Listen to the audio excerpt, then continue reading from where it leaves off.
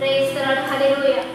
దేవుని నామానికి మహిమ కలుగును గాక. ప్రియమైన బిడ్డలారా, ప్రతి ఉదయకాలం వస్తున్న వాగ్దానం చూస్తున్న ప్రియాతి దేవుని బిడ్డలందరికీ కూడా ప్రభువైన యేసుక్రీస్తు నామమున పేరిట ప్రత్యేకమైన హృదయపూర్వకమైన వందనాలు తెలియజేస్తూ ఉన్నాను. దేవుని బిడ్డలారా, మీ అందరూ కూడా బాగున్నారా?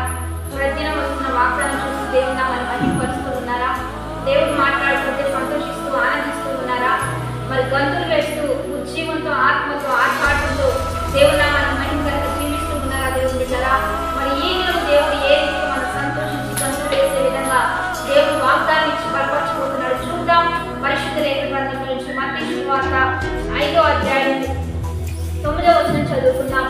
సమాధానపరచువారు ధన్యులు, వారు దేవుని కుమారులు అనబడుదురు. ఈరోజు దేవుని బిడ్డలారా, సమాధానపరచువారు ధన్యులు, వారు దేవుని కుమారులు అనబడతారు. ఈరోజు భూమి మీద సమాధానం అనేది గొప్ప. దేవుని బిడ్డలారా, సంపద ఉన్న, ఆస్తి ఉన్న, బంగారం ఉన్న, ఉద్యోగాలు ఉన్న, చదువులున్న, హోదా ఉన్న, కుటుంబం ఉన్న, ఎన్ని ఉన్నా చాలా కుటుంబాలకి సమాధానం లేక గలిబిలైపోతూ ఉన్నారు. ఆరోగ్యపరంగా క్షీణించిపోతూ ఉన్నారు.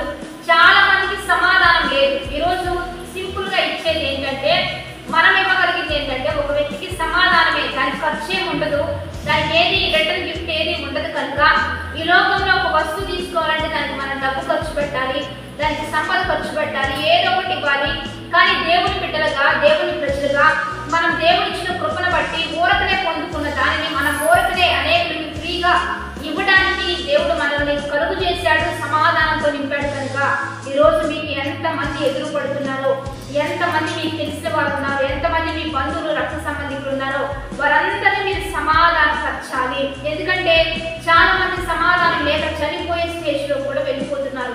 చాలా కుటుంబాల్లో గొడవలు, విడిపోయే సిచ్యువేషన్స్ చాలా ఉంటూ ఉన్నాయి. కనుక దేవుని బిడ్డలారా, సమాధానం కరువైన వారికి, శాంతి లేని వారికి, నెమ్మది లేని వారికి మీరందరూ సమాధానపరచాలి. మనందరికీ తెలిసి బైబిల్ గ్రంథంలో నెహెమ్యా మెస్సీలోకి వచ్చినప్పుడు ఏ రీతిగా తను ఆ కుష్టి వ్యాధితో బాధపడుతున్నప్పుడు మరి ఎలీషా చెప్తాడు కదా, ఎలి యోర్దాను నదిలో 7 మార్లు మునగమన్నప్పుడు ఎలీషా కోపగించుకుంటాడు. ఏమని? మా ప్రాంతంలో దమస్కులో నదులు లేవా, యోర్దానికి వెళ్ళి మునగాల అన్నప్పుడు చాలా కోపగించుకున్నప్పుడు అక్కడ ఒక భటుడు, ఒక సైనికుడు ఉంటాడు. అయ్యా ఏమని సమాధానం పరుస్తాడంటే, అయ్యా ఒక చిన్న మాటే కదా, వెళ్ళి మునుగుదాం, ఏం పోయింది, దానికి ఏం ఖర్చు లేదు, కానీ సమాధానం పరుస్తాడు. ఈరోజు దేవుని బిడ్డలారా, మీరు ఒకటి గ్రహించాలి. చిన్న మాట వెంటనే వెళ్ళి ఆ నయమాన్ కూలైపోయి, అది పరాక్రమశాలి, అది బలవంతుడు, అది చాలా జ్ఞానవంతుడు, అతని వల్ల ఆ పట్టణానికి దేవుడు విషయాన్ని కలుగు చేస్తున్నట్లుగా అక్కడ రాయబడి ఉంటుంది. దేవుని బిడ్డలారా, అంత దీవెనకరంగా ఉన్న వ్యక్తికి ఒక భయంకరమైన రోగం ఉన్నప్పుడు ఒక మంచి సైనికుడు చెప్పిన సమాధాన వాక్కు తన జీవితంలో అద్భుత కార్యం జరిగించింది. వెళ్ళి ఆ యొక్క యోర్దాను నదిలో మునగగా చిన్నపిల్ల దేహం వలె మారినట్లుగా అది ఎంతో సంతోషించినట్లుగా మనం చూస్తున్నాం. సమాధానపరచడం వలన ఎంతో సంతోషం అనేక కుటుంబాలకు మనం ఇవ్వగలుగుతాం. పేరు ప్రఖ్యాతి ఉన్న, జ్ఞానం ఉన్న, బలం ఉన్న, హోదా ఉన్న సమాధానపరిచే విధంగా మీరు ఉంటున్నారా? ఈరోజు దేవుడు మీతో మాట్లాడుతున్నాడు. ఈ వాగ్దానం అనేకులు షేర్ చేసి సమాధానపరచండి, అనేకులు పంపించి సమాధానపరచండి, అనేకులకి పలకరిస్తూ, అనేకులకి మంచి సమాధానం ఇస్తూ, మీ మాట ఉప్పు వేసినట్టు కృపాసహితంగా అనేకులు దీవెనకరంగా మీరున్నట్లుగా ఈరోజు దేవుడు చెప్తున్నాడు. సమాధానపరచు మీరు ధన్యులు, మీరందరికీ పరలోక రాజ్యం, మీరందరూ దేవుని కుమారులు, కుమార్తెలు. కాబట్టి వాగ్దానం అనేకులు షేర్ చేద్దాం, అనేకులు బలపరుద్దాం, సమాధానకరంగా జీవిద్దాం. మనందరం కూడా ప్రార్థన చేద్దాం. వాగ్దానాన్ని బట్టి ప్రార్థన చేసుకుందాం. మరి దేవుని వాగ్దానాన్ని బట్టి ప్రతి ఒక్కరు కూడా ఏకీభవించినట్లయితే ప్రార్థన చేద్దాం. పరిశుద్ధుడు, జీవం కలిగిన తండ్రి, మీ నామాన్ని బట్టి ప్రార్థిస్తూ ఉన్నాం. తండ్రి, ఈ వాగ్దానం ద్వారా ఎంతమంది అయితే వింటూ ఉన్నారో, చూస్తూ ఉన్నారో, అటు బిడ్డలందరూ కూడా యేసు నామములో దీవించబడుగా.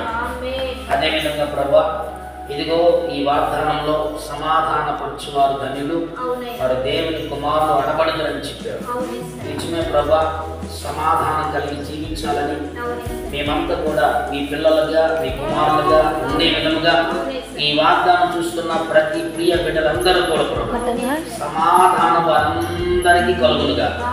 తండ్రి, ఏ సమస్యలతో ఉన్నా, రోగాలతో ఉన్నా, ఇరుకు ఇబ్బందుల్లో ఉన్నా, అప్పుల సమస్యల్లో ఉన్నా, చీకటి ప్రభావం చేత బంధించబడి ఉన్న ఏ బంధకాల్లో ఉన్నా యేసయ్య వారికి విడుదల స్వస్థత ప్రకటించునుగా.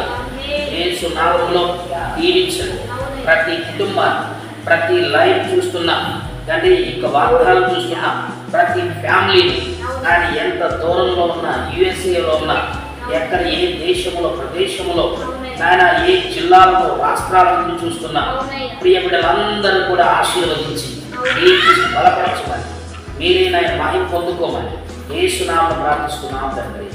ఆమేన్.